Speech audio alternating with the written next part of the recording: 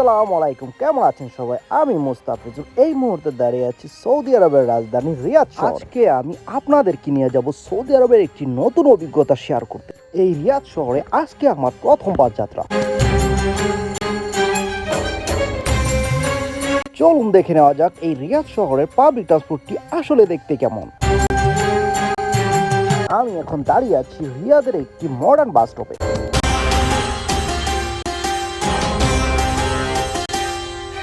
এখানে রিয়াদ বাস নামে একটি আধুনিক বাস সার্ভিস চালু রয়েছে, যার টিকিট কাটা যায় মাসার অ্যাপের মাধ্যমে অথবা এখানকার কার্ড ব্যবহার করেও বাসে ওঠা যায়। বাসে ওঠার সময় দরজার পাশে একটি স্ক্যানার থাকে, আর আমি আমার কার্ড সোয়াইপ করেই ঢুকেছি।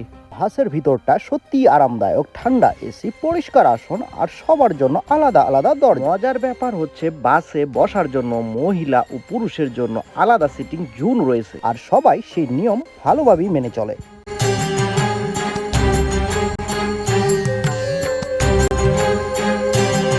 রিয়াদের রাস্তা চওড়া, ক্লিন আর ট্রাফিক সিস্টেম একেবারেই নিয়মিত। গাড়িগুলো নির্দিষ্ট লেনে চলে, বাসও সঠিক সময় মতো স্টপে থামে। আপনারা জানলে অবাক হবেন যে এই রিয়াদ শহরে 2900+ নতুন বাস চালু রয়েছে।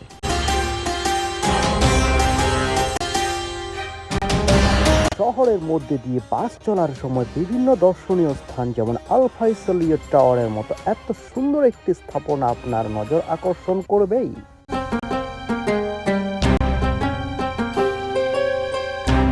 আমার জন্য এটা একটা একেবারে নতুন অভিজ্ঞতা।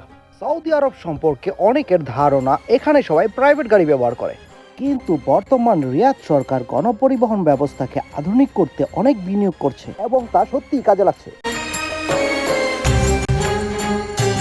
বাংলাদেশে যেরকম ভিড়, ট্রাফিক, এটা এখানে নেই।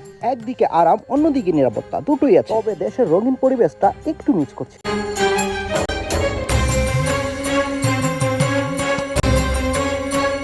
আপনি যদি কখনো সৌদি আরব আসেন, আমি রেকমেন্ড করব রিয়াদ বাস সিস্টেমটা একবার ব্যবহার করে দেখুন। কখনো সৌদি আরব বাসে উঠেছেন কিংবা অন্য কোনো দেশের? আপনার অভিজ্ঞতা জানিয়ে দিন কমেন্টে।